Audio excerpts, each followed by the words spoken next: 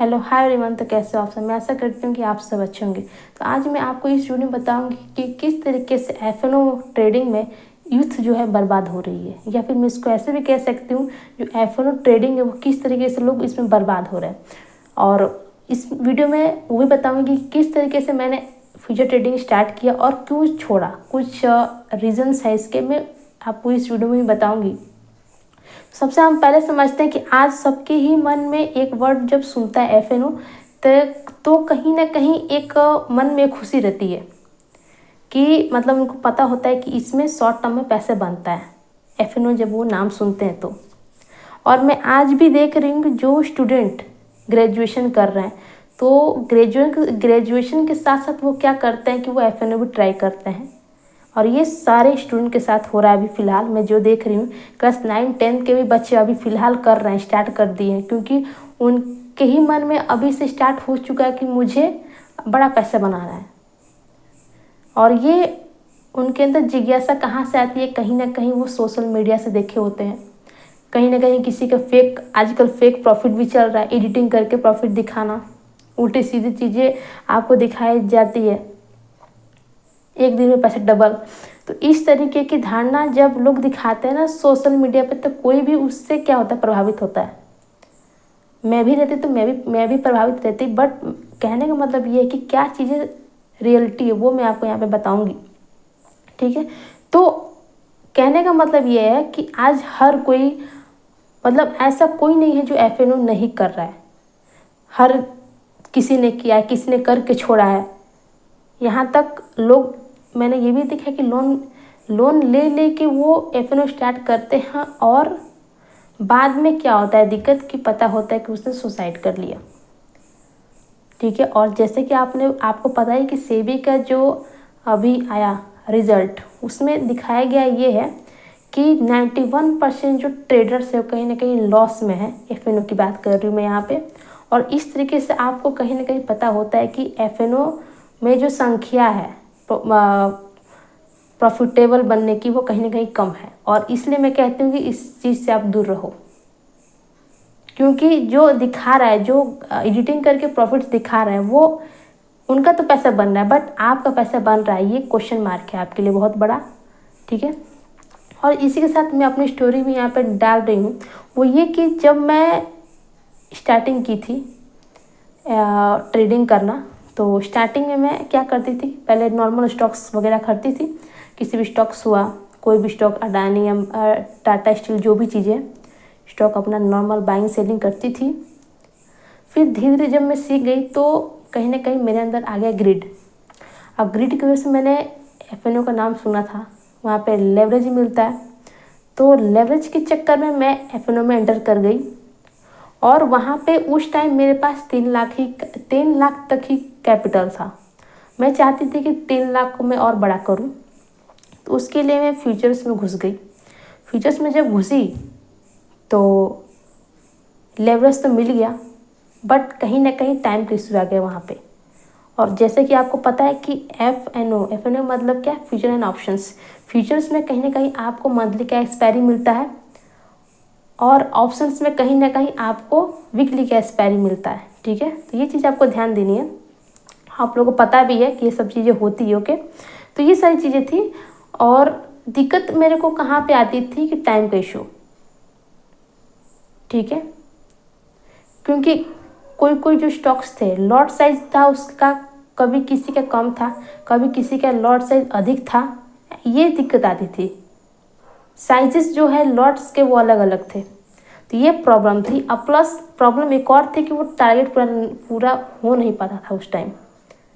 1:4 में मैं काम करती हूँ, तो वो दिक्कत आती थी मेरे साथ, तो इसकी वजह से मुझे छोड़ना पड़ा। और दिक्कत मैं आपको बता रही हूँ कि मैंने गलती से 1 लाख बना भी लिया, 3 लाख को मैंने 4 लाख भी कर लिया, बट कहीं ना कहीं जब मैंने 4 लाख किया तो फिर से मैंने ट्राई किया, तो वो 4 लाख फिर से 3 लाख हो गया, लॉस हो गया, मतलब जो मैंने प्रॉफिट किया था। उसके बाद मुझे उसको छोड़ना पड़ा। मुझे पता हो चुका कि एक्चुअल में इसमें पैसे बनने वाले नहीं हैं, रियलिटी यही है। और जो बन भी रहे हैं जिसके पैसे, वो एक्सेप्शनल तौर पे है, और एक्सेप्शनल तौर पे होने के लिए बहुत सी चीज़ों का दिक्कत होती है।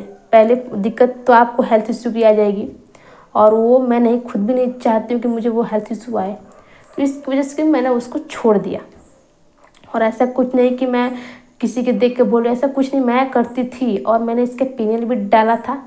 ठीक है, मुझे ये लगता है कि 2023 में अगस्त सितंबर अक्टूबर के आसपास 3 से 4 महीने का मैंने किया, और 3 से 4 महीने के अंदर मैंने छोड़ भी दिया करके। ये दिक्कत आ गई थी मेरे सामने, और ये सबके ही साथ दिक्कत चल रही है। अब प्रॉब्लम ये है ना कि लॉसेस कोई बताना वो नहीं चाहता है, रियलिटी में मैं बता रही हूँ, लॉसेस कोई बताना वो नहीं चाहता है। सब क्या चाहता है, बस प्रॉफिट दिखाना।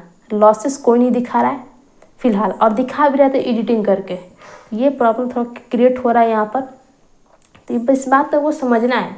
अंधाधुन उठा के कोई किसी के बोल के, कोई बोलता है कि मैंने अभी भी देखा है कि कभी मतलब कॉलेजेस में अभी भी होते हैं जो बच्चे 11th-12th में भी पढ़ते हैं, वो भी स्टार्ट कर रहे हैं छोटे पैसे से कि छोटे पैसे से एक हम बड़ा प्रॉफिट करेंगे। अरे भैया, पहले नॉर्मल आप एक स्टॉक से आप प्रॉफिट कर दो तो वो ही बहुत बड़ी बात है। आप चलते हो ऑप्शन फ्यूचर का एक सपना लेके, तो वो ऐसे मत चलो आप अंधाधुन।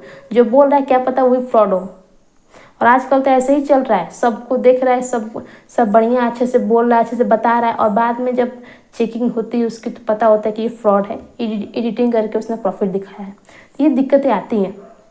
तो इसमें मैं आपको बता रही हूँ कि एफएनओ में बर्बाद होने के कौन कौन से कारण हैं। तो सबसे पहले हम समझते हैं कि हाई लेवरेज जो मिलता है उसका हम गलत यूज़ कर लेते हैं। गलत यूज़ इसलिए करते हैं क्योंकि मन में एक धारणा बनी रहती है हमारा कि छोटे कैपिटल से हम बड़ा प्रॉफिट करेंगे। ठीक है, और दिक्कत उसमें ये आती है कि अगर मार्केट के अगेंस्ट अगर जाता है कोई भी, मान लीजिए हमने कुछ लिया हुआ है, तो उस टाइम क्या होता है, क्योंकि आपने लेवरेज लिया है, तो लेवरेज लेंगे तो कहीं ना कहीं रिस्क आपका बढ़ता है। तो रिस्क जब आपका बढ़ेगा तो प्रॉफिट हो चाहे ना हो, लेकिन लॉसेस बड़े होंगे। ओके, इस बात को आपको समझना है। पहले आप नॉर्मल स्टॉक्स, बैंक निफ्टी में ट्रेड, ये सब चीज़ें करना आप सीख लो, उसके बाद आप एफएनओ में घुसना, क्योंकि ये प्रोफेशनली एक ये अलग है। इसको काफ़ी लोग जुआ भी बोलते हैं। ठीक है, तो इस बात को आपको समझना है। और दूसरी बात यह है कि उनको क्विक प्रॉफिट चाहिए, तुरंत। लालच के चक्कर में उनको बस क्या चाहिए, तुरंत बड़ा पैसा, क्विक मनी। ठीक है, तो उनको क्या है, डेली कमाना है, डेली। और डेली कमाने के चक्कर में वो कहीं ना कहीं ओवर ट्रेडिंग के शिकार बन जाते हैं। और ओवर ट्रेडिंग की वजह से क्या होता है कि बहुत से हमें ब्रोकरेज देने होते हैं, बहुत से हमें टैक्सेस पे करने होते हैं। इस बात पर आपको ध्यान देना है। ठीक है, बहुत सारे, देखिए, प्रॉफिट ना होना भी एक तरह से प्रॉफिट है। वजह यह है कि जब आपका प्रॉफिट हो जाता है तो कहीं ना कहीं आपके मन में वो चीज़ें खुजली होती है कि मैं और भी लूँ। जब आप एक प्रॉफिट करके दूसरा कोई स्टॉक बाइंग करते हो तो उसमें पॉसिबिलिटी कम रहता है कि आप प्रॉफिट में रहोगे। समझ आ रही है बात। लेकिन अगर वैसे ही अगर प्रॉफिट नहीं भी हो रहा है तो नॉर्मल हो, कोई दिक्कत नहीं उसमें। ठीक है, इस बात पर ध्यान देना है क्योंकि उसमें स्टॉप लॉस हिट नहीं हुआ है अभी आपका। ठीक है, तो ये सारी चीज़ें थी। और आजकल आपको बचना है फेक प्रॉफिट जो लोग दिखाते हैं। और सबसे बेकार चीज़ मुझे ये लगती है कि टिप्स बहुत से लोग प्रोवाइड कर रहे हैं। जब आपके पास इतना ज्ञान है, आपके सब कुछ आ ही रहा है, तो आप टिप्स क्यों प्रोवाइड कर रहे हो? मुझे तो वो चीज़ें नहीं समझ में आ रही। और सबसे मूर्खता की बात यह है कि ऑडियंस कितनी मूर्खता है यहाँ पर कि वो टिप्स के चक्कर में है। टिप्स से आप कभी भी अमीर नहीं बन सकते, ये मैं आपको लिख के चैलेंज बना रही हूँ। दूसरी बात कि टिप्स से आप कभी रेगुलर प्रॉफिट नहीं कर सकते। समझ में आ रही है बात। ज़्यादातर टिप्स वही प्रोवाइड कर रहा है जो फ्रॉड है, ज़्यादातर देखा गया है ऐसे केसेस में। तो इस चीज़ से आपको बच के रहना है प्लीज़। और आज भी मैं कह रही हूँ कि अपने आप को एजुकेट करिए, जो रियल है आप उस चीज़ को समझने की कोशिश करिए कि रियलिटी में एक्चुअली में चल क्या रहा है। यहाँ पे सामने कुछ और चल रहा है बट पीछे भी कुछ और चल रहा है, आपको भरमाने की कोशिश की जा रही है। ओके, तो ये दिक्कतें आ रही थी और सब कुछ मैंने बता दिया।